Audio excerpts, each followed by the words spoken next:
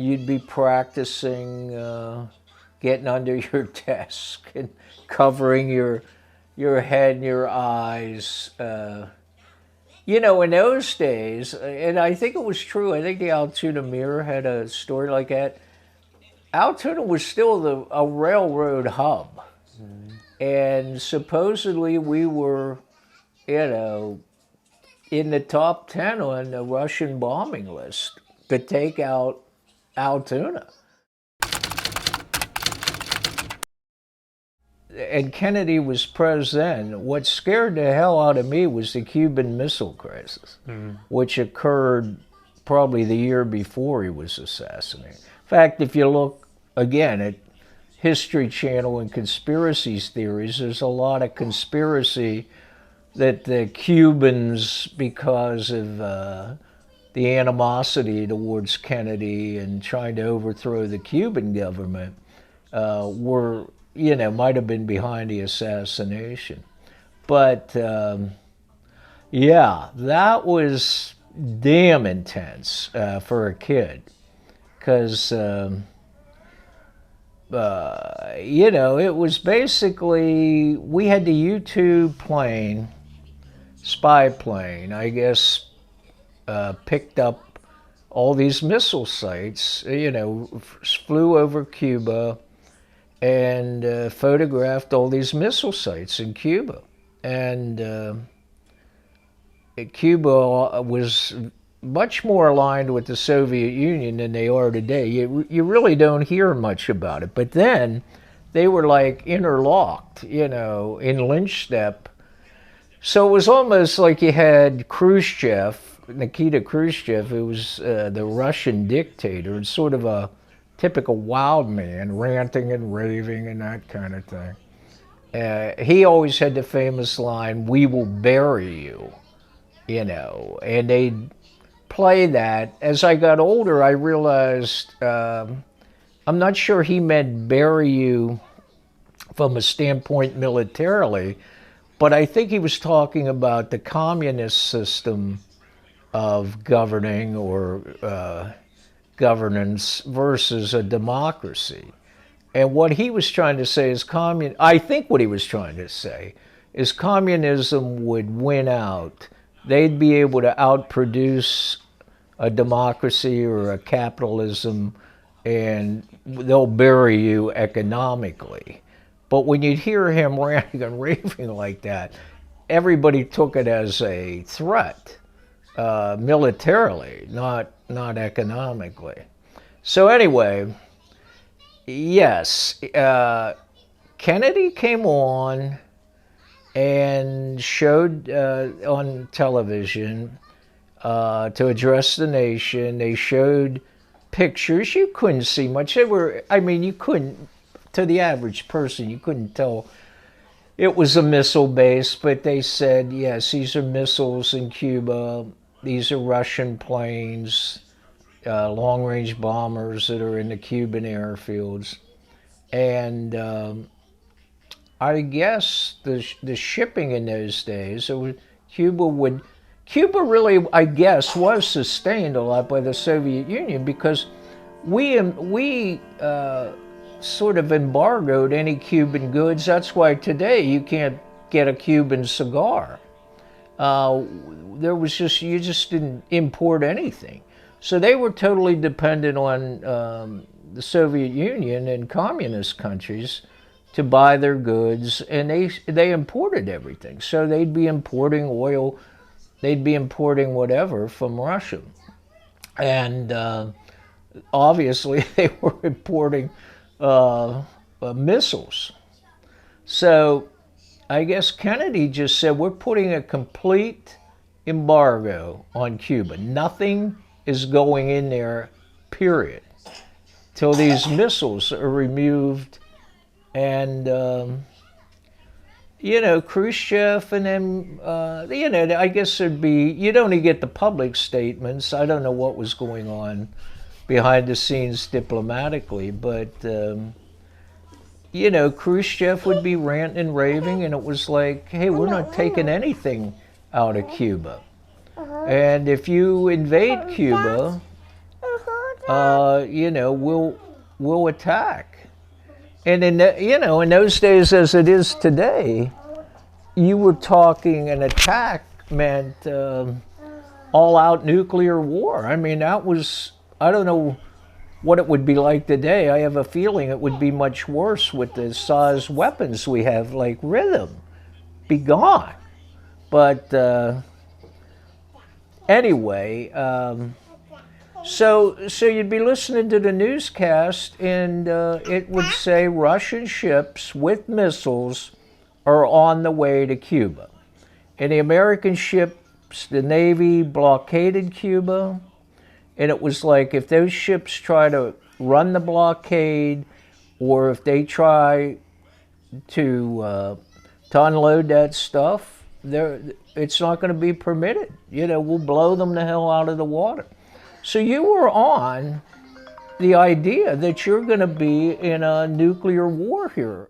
And it seemed like towards the last hours that they were going to, they'd say, hey, they'll be meeting U.S. ships here in a couple hours, something like that. That then they came on and announced the ships had turned and were not sailing towards Cuba. And that sort of brought, not immediately, but that sort of brought the big sigh of relief. And then, it died down from there. Yeah, getting back to the personal stuff, like the nuns down at school, you'd be practicing getting under your desk and covering your head and your eyes. In those days, and I think it was true, I think the Altoona Mirror had a story like that. Altoona was still a railroad hub. Mm-hmm. And supposedly we were, in the top 10 on the Russian bombing list to take out Altoona. So we had, it wasn't based on the missile crisis, but you would have air raid drills about every couple months. They'd have some kind of the civil defense drill. And every Monday, I believe, who's ever watching this, if they were around in those days, I think every Monday at 11 o'clock, the air raids, they'd test the air raid sirens. So you knew it was a Monday when you'd hear that siren at 11 o'clock. It would probably 30 seconds, no more than a minute.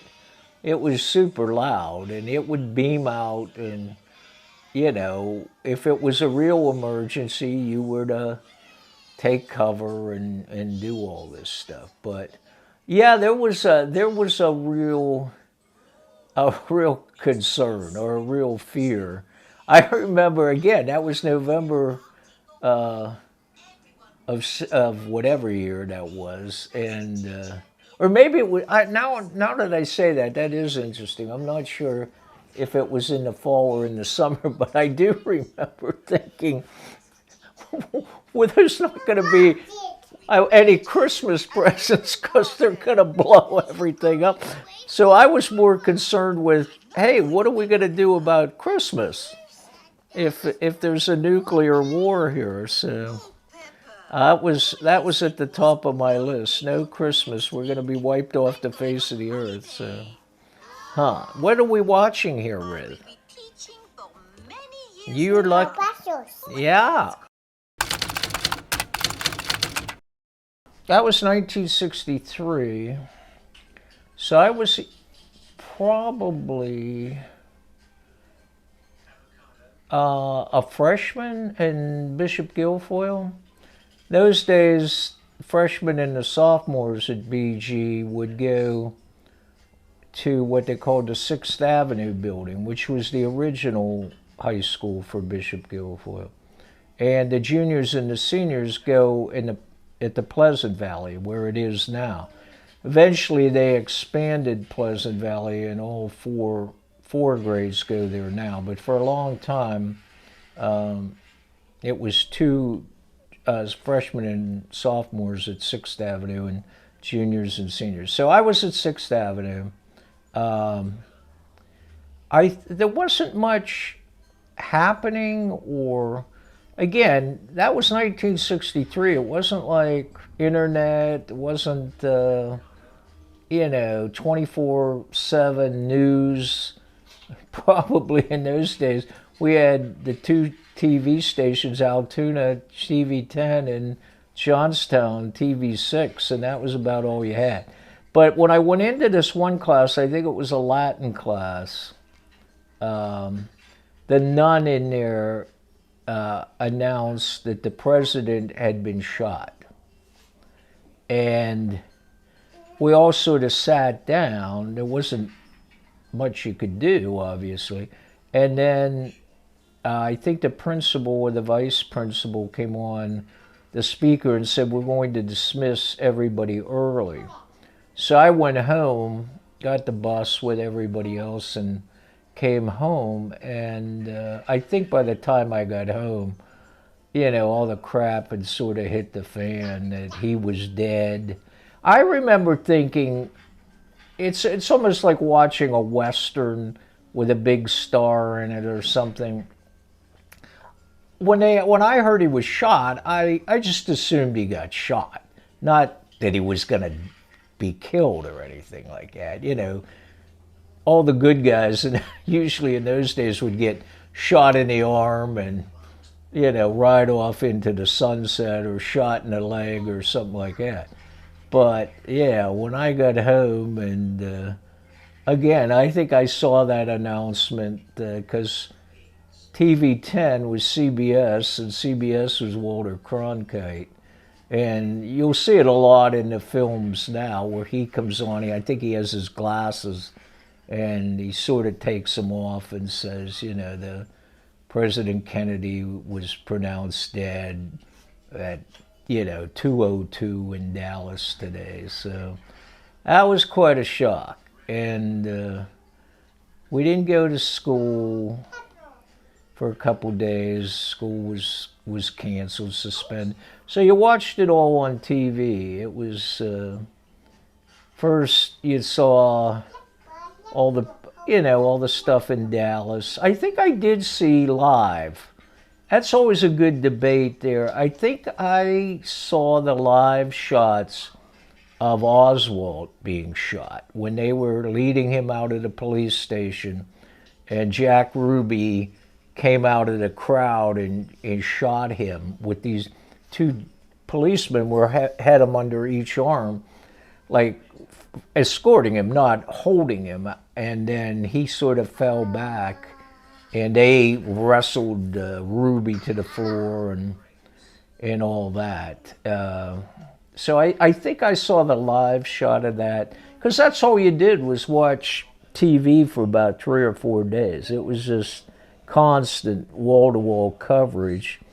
Then they got him back to Washington, and then there was, he laid and stayed at the Capitol for a couple days or a day.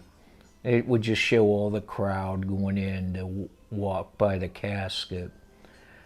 And then there was the big funeral parade over down the avenues there, Pennsylvania Avenue to Constitution Avenue, and across the bridge to Arlington Cemetery. So yeah, I was basically 3 days of just watching TV, because that was like the only story going on. That was so big. There was nothing else ever reported during that time. So, and they canceled. I'm trying to think. That's interesting. It was November 22nd. I always remember that. It must have been a Thursday or a Friday, because then that weekend all the college football games got canceled on that Saturday, and I think Sunday all the professional games got canceled. So it was really nothing occurred for about 3 or 4 days after that. But it was big time television coverage for sure. Do you remember any specifics, talking to Pap, or just like, I guess I remember being pretty afraid during 9/11 about, what might be happening, where this was going to go. Do you remember being like uncertain about, During the Kennedy assassination? Yeah. No, not at that time. And Pap, when you say Pap was a not Kennedy supporter, but he liked Kennedy. Kennedy was everything my dad liked. He was Democrat. My dad was a lifelong Democrat. He was Catholic, which was, the time was a big surprise when he got elected, because there'd never been a Catholic president. It was sort of a WASP, as this country may be today, white Anglo-Saxon Protestant. There was a lot of dislike of Catholics, which I never experienced anything like that myself. Maybe I didn't was too stupid to notice it. But anyway, he was very upset, and I remember, because he'd always take my brother and I to, especially to see Notre Dame play, and he went the next weekend. They played Syracuse at Yankee Stadium, and he went up by himself to see the game. I think he just needed some space. He usually didn't do anything like that. It was usually he took us with him, or he just didn't go off by himself. But he did then, and I think it was just probably to try to clear his head a little bit that he went up to see that game the next week. Sean Shannon submitted the question, was the moon landing real? Was the moon landing real? Well, up till several years ago, I always thought it was pretty authentic. Because there was a lot of, you younger guys probably don't remember that. They started with the Mercury program, and then they went to the, what the heck was the middle one? But anyway, and then they finally got into the Apollo program. So there were a lot of launches before the moon. It wasn't like they launched 3 guys and went to the moon. And so I always thought it was real. I was working at Bland's Park, I guess, making pizza. And there's still a little tiny brick building there in the middle of the park that at the time was the office. And they had a small black and white TV in there. And we all got off work, I don't know, it was probably 10 o'clock. It was late, because we'd work till 10, 11 o'clock in those days at the park. And we all crowded in, the kids that were all working, we were all like high school, college kids, all crowded into this tiny room, and we were, people laying on the floor, standing there.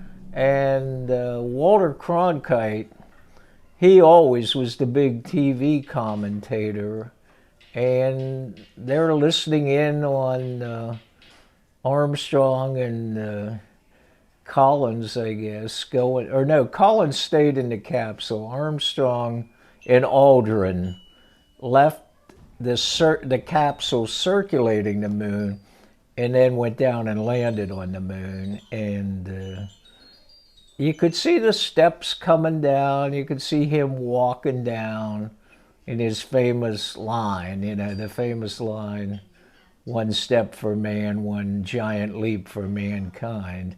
And, Walter Cronkite would come in afterwards, filling in the commentary, and he was pretty damn excited, I know that. And everybody was cheering down in Bland's Park. that there's probably 20 of us. So yeah, I thought it was real, and it wasn't until years later that all this controversy about it was fake. I'm not sure exactly why they would fake it. I mean, I could see them faking it to get the PR, but they sent, I don't know, 4 or 5 landings after that back to the moon. Some of those guys went back. Not the original guys. Some guys got to go back. So I always thought it was real, but I guess history has a way of putting those things down sometimes. So you were down at Del Grosso's for the moon landing. Right, I was at Del Grosso's for the moon landing. So when did you see like family after that? When did I see family? Yeah, like when did you see like Pap and maybe where were they Well, I at? probably saw them when I got home that night. I don't actually remember seeing them right away, but I don't think we had big discussion about it, like with my parents or anything. I know my mom, a lot of those launches, not all of them, but a lot of them would come early morning when they were launching the guys from Cape Canaveral. So a lot of times you'd be up getting ready to go to school, and I know my mom and I watched several of them. My dad was usually at work.